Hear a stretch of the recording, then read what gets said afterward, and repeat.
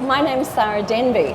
I am head of the Unstereotype Alliance Secretariat at UN Women, and it's my absolute pleasure to be here today to moderate this fantastic panel in their discussion. For those that aren't familiar, the Unstereotype Alliance is an industry-led initiative convened by UN Women that unites advertising leaders, decision makers, and content creators in our commitment to end harmful stereotypes in advertising and media content.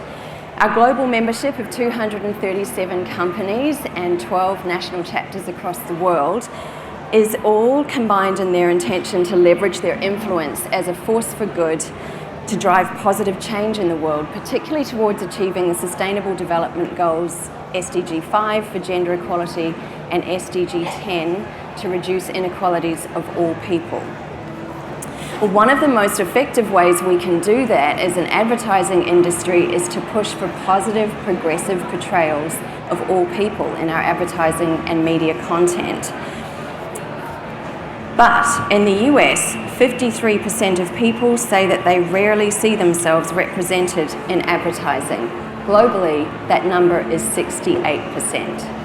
So that's a lot of people who feel disenfranchised by advertising messages and invisible as consumers and human beings. So this perspective is even more prevalent amongst groups of people who exist in the intersection of more than one traditionally marginalized community, including those who live with a disability. One of the big challenges we have is that stereotypes are culturally driven. So we can't take a one-size-fits-all approach to tackling any of this. Stereotypes are nuanced in the US and across every market, whether it's race, ethnicity, age, ability, religion, socioeconomic status, you name it. And when you're a big global brand, this can become complex really fast. So it's a big job. We're not going to...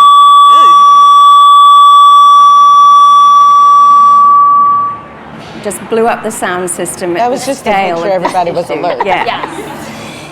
But I'm delighted to be talking today with a group of people who are wielding their influence in a really significant way in this space. With me on stage is Tristan Norman, who is Head of Creative Insights for the Americas at Getty Images. Nikki Darden, Head of Brand Engagement and Integration for Citi. And Ms. Scout Bassett, Paralympic track and field athlete, world record holder for the 400-metre T42 and holder of 2 America's records for the 100-metre and 200-metre T42.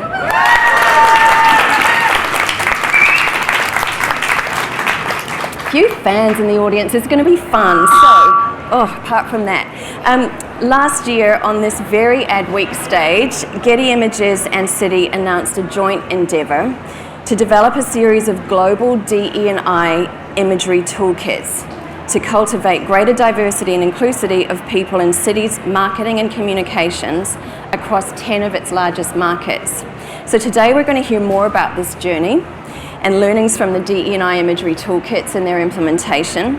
You'll see a QR code up on screen so you can check out these fantastic toolkits for yourselves. And then we're going to talk about how we honed in on disability, in particular in the development of these toolkits across the world. So I want to start with you, Tristan and Nikki, to talk about the toolkits and what you discovered along the journey. Tristan, Getty Images is a member of the Unstereotype Alliance, and you know we're big believers in practical tools to help people advance positive portrayals in their content. It's one thing developing tools for a single market. It's quite another ball game when you reflect the cultural nuances of different markets. Race narratives very different in the US than they are in Brazil than they are in Singapore, for example. So tell us a bit about the toolkits and what you had to consider when you were developing them. Yeah, that's a great question. I mean, that was the biggest impetus, I think, for both Nikki and I and all of our teams, was that we were having a lot of these conversations about diversity and inclusion worldwide, and yet we were finding that in some markets there were conversations that were really mature. In some markets those conversations were still pretty nascent.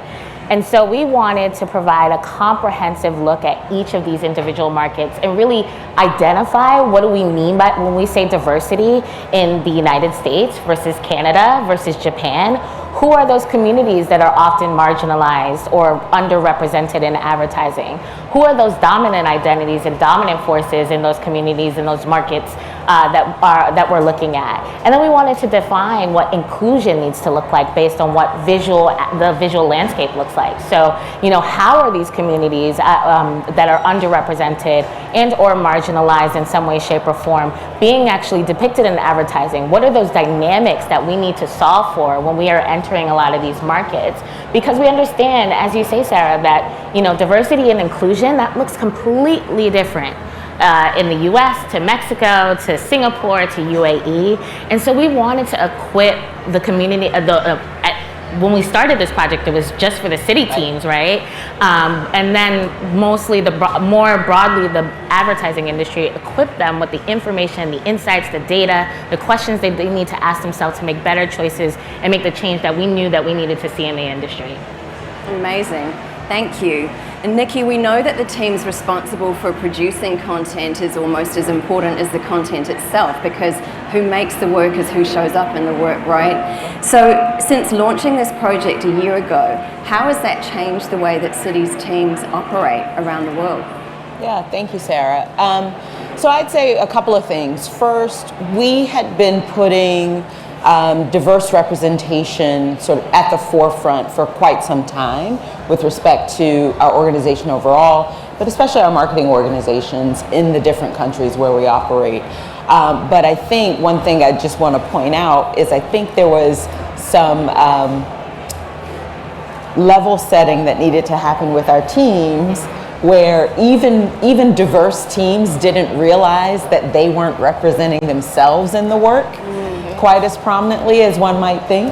And so we had this baseline of understanding of who we want at the table, but let's make it clear as to how there might be a disconnect from the work. But then beyond that, we as a firm overall at Citi we first started in 2018, public representation goals around, in particular, Black people in the US, Black colleagues in the US, and women globally from a representation perspective. Since this work, we have been on a journey and we have evolved those goals, and those goals are now much more broad and much more global. And so we've made those commitments publicly. You can Google it, you can see exactly what targets we've committed to in specific markets and regions as well as globally. And we also have instituted, we'll call them targets for our agency teams. Because to your point, if we don't have the right folks in the room making the decisions around the work, we're not going to see that in the work. And the one thing I always like to add, our team works under sort of the motto, there can be nothing about us without us. So even when we don't have those folks on the team, we do think very actively around how do we bring them in to ensure that we're getting a really robust view of the world when we're creating. I love that holding yourselves accountable and reporting on it in a really transparent way is the way a lot more firms need to go, I think. Yeah. So Nikki and Tristan, just to wrap this piece up, where do you feel brands are still missing the mark when it comes to authentic representation overall? Yeah, I think, to start, there's a lot of appetite for improving diversity. There's an understanding similar to Citi and the amazing work that the Citi team are doing for making that change. But I think that change is not going far enough. There is an understanding that there's an issue, that we need to include many different communities, that diversity in our advertising is just kind of the name of the game. But I think we're still missing that second half of the equation, that inclusion part of the equation. It doesn't make a difference if you're representing people by the numbers. Say, for example, we have more representation of women in advertising than ever before, more representation of people of color more broadly than ever before. But if you're not representing them authentically, then you're going to still completely be behind the eight ball. You need to be thinking about how to humanize versus tokenize folks. And that's for communities who've made a lot of progress. We also know that for communities that are still not being thought about, who are treated as an afterthought, are people with disabilities in the first place, there is virtually very little representation of people with disabilities, people with LGBTQ identities beyond the month of June here in the US, people with different body shapes or sizes. So we need to be thinking about holding diversity and inclusion in our hands at the same time when it comes to this work. Yeah, the only thing I'd add or really double down on is while we've been having these conversations for a while around diversity and inclusion, they have been fairly narrow, right? And so Tristan's point about people with disabilities is a good one. But in the toolkits, and I encourage everybody to download it, it's free. In the toolkits, we actually talk about 8 different lenses of identity. And I think as brands, we've really been very narrow in how we've thought about inclusion and authentic representation.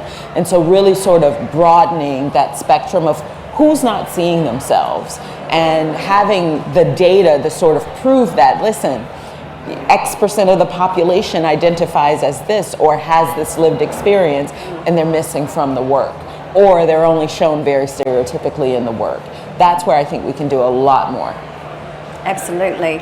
And people with disabilities are one of the largest groups in the world, yet notably underrepresented in advertising and media. So Scout, I'll come to you next.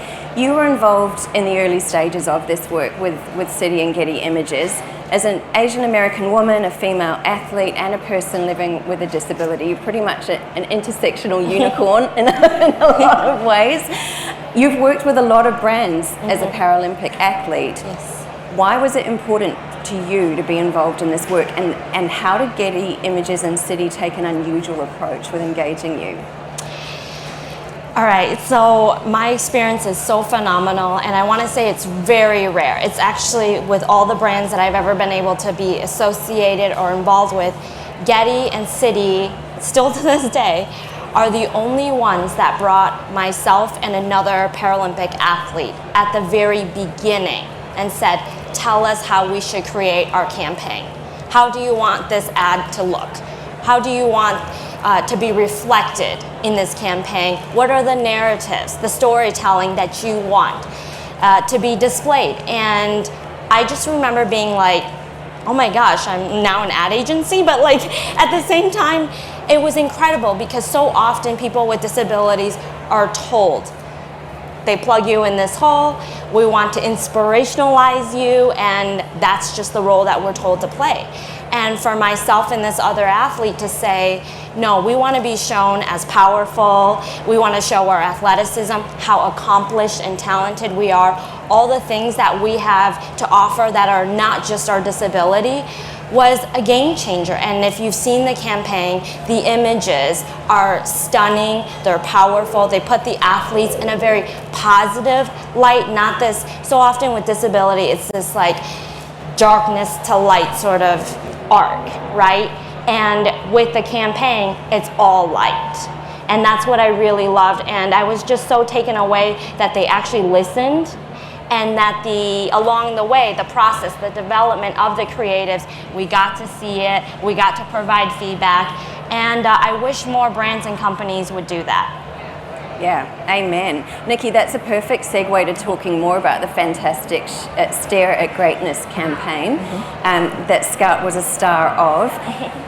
So you all worked really hard to increase positive and authentic representation in this campaign, and it's such a powerful example of positive visual narratives. But what were the insights that led to this particular piece of work?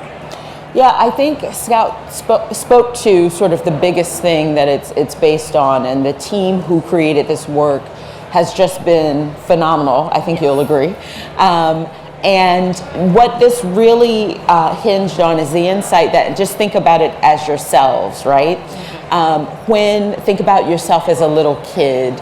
When encountering a person with a disability, what are you told? Don't stare, be polite. Don't ask questions. Don't ask questions. You sort of pretend that there are no differences between the people in the room. We do that across everything, by the way.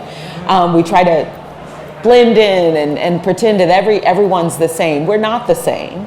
And I think it's important to highlight that or focus on that because it's our differences that make us unique. And in this particular instance, the question is, do you tell that kid not to stare, or do you recognize that you just saw something phenomenal? You just saw a phenomenal athlete. Scout's a world record holder. You should stare. Like, that's crazy. So that's one thing. And then the other piece is that point about inspirational. This is something that I'll tell you, I was in a meeting the other day and I heard the inspirational word as we were talking about Disability Awareness Month. And I was like, and so of course afterwards I was like, hey, just wanna point out, like, everyday things. We shouldn't be, oh, you're such an inspiration. You're so, like, come on, stop it. So when we want to be inspired, let's show something inspiring. And that's really what this campaign does. It puts these athletes on the pedestal that they have earned because of their skill, their talent, and their hard work. And that's really the crux of the campaign. I think it comes to life so beautifully in the work. I agree. It really does explode those traditional tired tropes. And I love that play on no stare at the greatness. This is, amazing. Tristan, what do you see as being the biggest gaps when it comes to representation of disability communities in media and advertising? Yeah, I mean, listen, I think that we want to celebrate athletes who have incredible skill, right? Who are dominating their field. But we want to also say yes and to other dimensions of representation for people with disabilities. You know, people with disabilities go to work, they love, they have families, they have friends, they have communities, they go to school, and yet you don't see that represented often in advertising. You either see an amazing athlete like Scout, or that inspirational story, or nothing at all. You do not see people with disabilities who have jobs, who are in the workplace. And we know from our research within the toolkits that one of the things that we were finding across different markets is that your disability has a lot of impact on your level of income, on your level of education, on the opportunities that you're able to have in life. And so when you are erasing certain communities, you're not showing certain communities as part of the kind of, oh, you know, they can be leaders in the workplace, or they can be managers and bosses in the ways that we know exist for many people with disabilities, then you're limiting the possibilities in folks' minds about what's possible for people with disabilities. And I think that those kind of nuances and layering those humanizing details into storytelling is so important for advertisers to think about. Yes, and. Yeah, perfect. And Scout, you were one of the stars of the Stare at Greatness campaign. What would you like to see more of when it comes to representation of the disability community in advertising? And I want to know, what is it that still drives you nuts?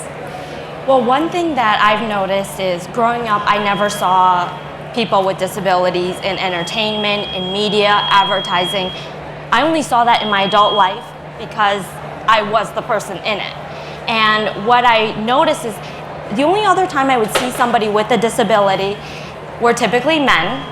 If you've looked at Game of Thrones, The Blade Runner, I mean, in media, and there was an Anne Hathaway movie that came out called Witch recently.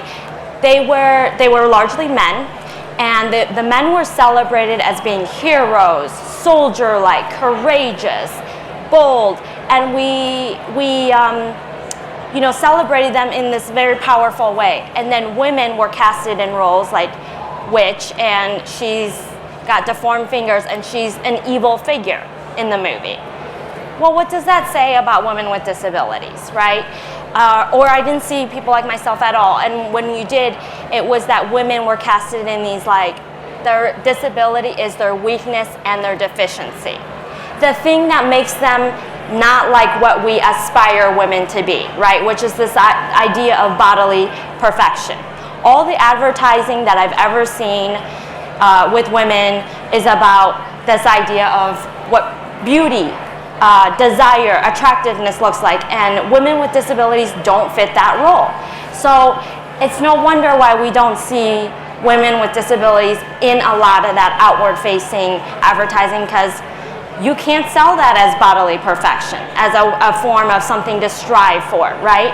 And so that's what drives me crazy is, you know, we don't see that in a lot of the advertising, that a woman with a disability can be beautiful, can be powerful, and this is not her deficiency. It's not her weakness. In fact, I would argue that it is the very thing that makes her strong and powerful and worthy of having people looking up to. But so often that isn't the narrative that we tell about women with disabilities.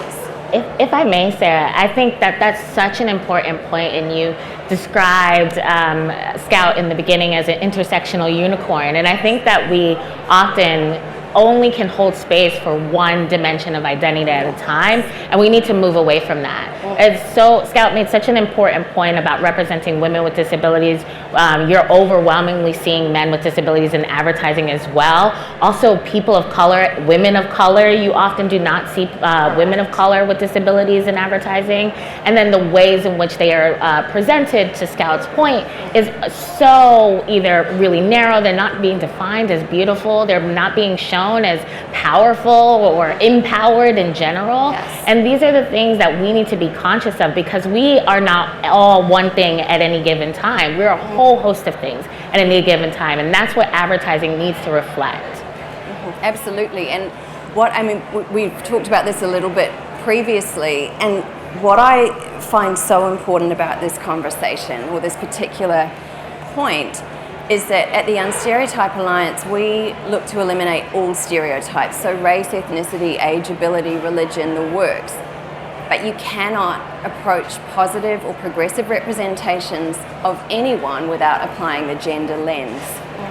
Regardless of where they sit on the gender spectrum, and we're all roaming around on there somewhere, but the stereotypes that we're subjected to, and therefore the progressive representation of all people, are very different based on their gender. And you've pointed out, you know, the stereotypes of men with disability in media content and entertainment is very different to the stereotypes that women experience.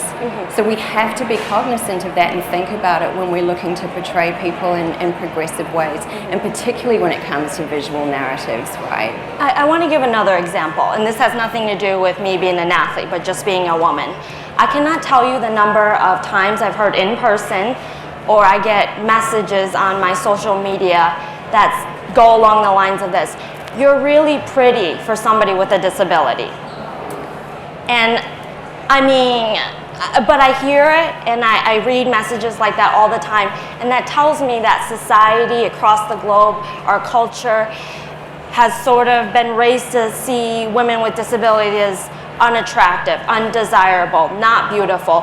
And part of that is the advertising, because let's be honest, we don't see women with disabilities in those spaces as featured in a way where they are beautiful, they are strong, they are attractive, you know, and that's not what it's all about. But just the fact that I get those messages alone says that we think of women with disabilities as down here on the hierarchy, you know, and it makes me so sad. And I feel like there's such an opportunity for brands, for companies to really put women in a very different light that have disabilities.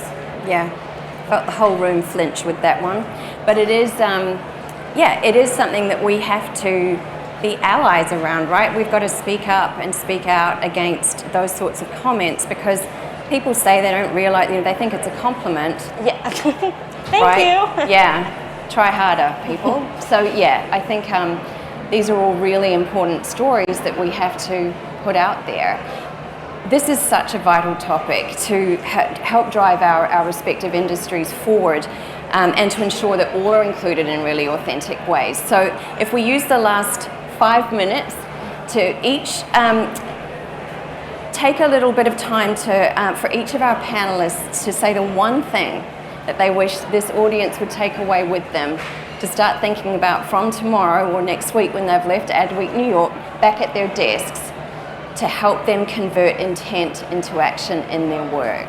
So Tristan, I'm going to come to you first. Oh, no pressure. I think the most important thing that you want to think about is what questions you can ask yourself about what choices you're making in your visuals now. this work, the change that we want to see happen, doesn't start overnight, and it also doesn't start without you taking a good, long, hard look at the work that you're doing. You know, how can you facilitate really important and powerful and brave conversations amongst your teams who are touching the visuals, the works that you're putting out into the world, and say, what ways can we do better? You know, are you tokenizing? Are you humanizing? Are you only showing certain types of disabilities in your work, right? There's a whole host of what disabilities can actually look like. There are visible disabilities, there are invisible disabilities, and there are a lot of people who exist in along the disability spectrum.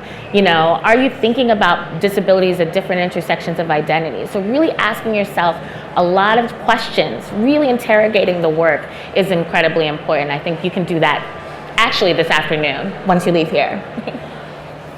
Nikki? I think, so first of all, I just want to acknowledge I grew up pretty for a dark-skinned girl, so I'm with you. Yeah. Got it. It's like, oh, thanks. To that point, though, one of the things that you see in the toolkit, information about colorism, as well as so many other dimensions that we don't talk about every day. And I think the folks in this room obviously are focused on this. You are intent around making these changes and learning more. That's why you're here. However, when you go back to the office, there's a whole organization of people who aren't as focused, not because they're not interested or they don't want to make change, but it's so much easier to continue with the status quo. That's how we make progress, unfortunately, at work. You got to get something out the door. And so I think one of the things that I'd love for folks to walk away with, and why I keep saying download the toolkit, is how do you remove those barriers from other people being able to adopt and adapt their work, right? So the toolkit is one of them, and education is one of them. One of the other things that we're doing with Getty is we're creating custom content so that our team takes the accountability for providing more authentic images to the rest of the organization. So it's not hard for them. They've got those tools. We've got a digital asset manager, a DAM. How do we ensure that we're tagging images in the DAM in a way that makes it easier for our colleagues to find it? So if we can focus on how do you remove the barriers for everybody else, so that those of us who are like-minded in this room can make sure that we can scale the change that we're able to drive. Yeah, fantastic, thank you. And Scout?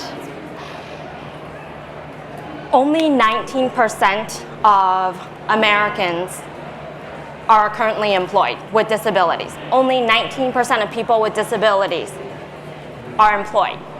Only 19% of college students have a disability. I'm not saying the two are directly linked, but you might see a correlation there.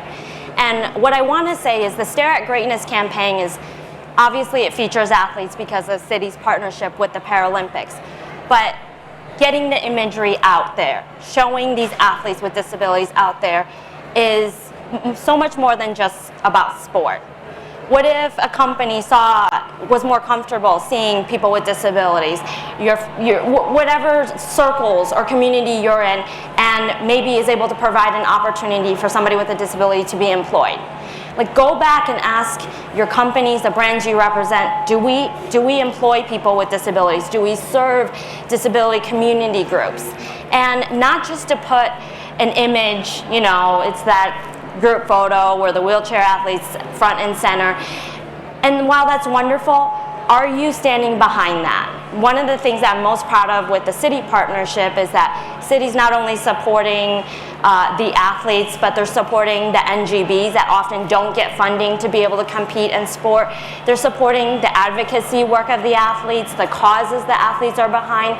So, as Tristan said, not just to use them, to tokenize them, just to check a box so that we have an image and somebody with a disability is in the photo or in the ad, but what kind of storytelling are you doing around that person? What kind of initiatives or changes are you pushing through your advertising, through your campaign? And that's really what I want to challenge is you know, people with disabilities, as you saw in the statistics, there's 61 million adults living with a disability, and they're seen in less than 1% of all advertising. So often I hear from brands or companies, well, we don't really see a natural fit, or you don't really fit. And I say, or people with disabilities are such a niche market. 61 million people is not a niche market, and we make up 15% of the global population. So these are not niche groups. This isn't a small group of people, and yet they have so much power, and very few brands and companies are really talking to those, targeting that group. And so I just really encourage you to, as Tristan and Nikki said, ask yourselves, what are you doing or not doing, and be transparent about that, because people with disabilities provide so much perspective and unique life experience, valuable insight that brands and companies rarely ever think about, and rarely ever ask us about. But you have such an opportunity, and I just really feel like we're going to see some incredible change and momentum coming our direction. But thank you all so much for having me. Thank you so much. I think that's what we call...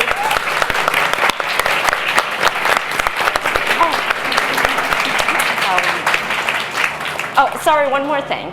And what I love about the campaign is, if you notice, the campaign has nothing to do with actual banking or the service of banking. And that's the other thing I hear. Well, our business doesn't really connect directly with people with disabilities. And that's what I love about Citi's approach, is that if you look at the approach, it's about purpose, it's about impact, and the campaign is a reflection of Citi's values, who they want to be as a company. We are a people company, we serve people, we serve all people. And so so often I think we got to get away from that cookie cutter of like we're selling a product or a service or something.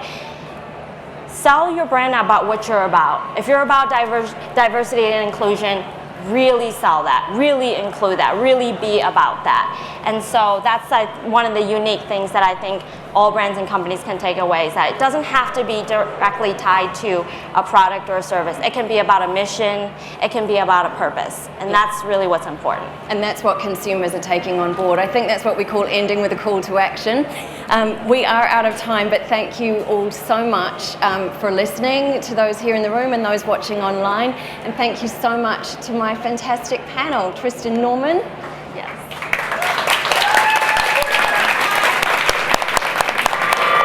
Nikki Darden. And Miss Scout Bassett. Please do use the QR code to download these fantastic toolkits. And thank you all so much. Enjoy the rest of Advertising Week.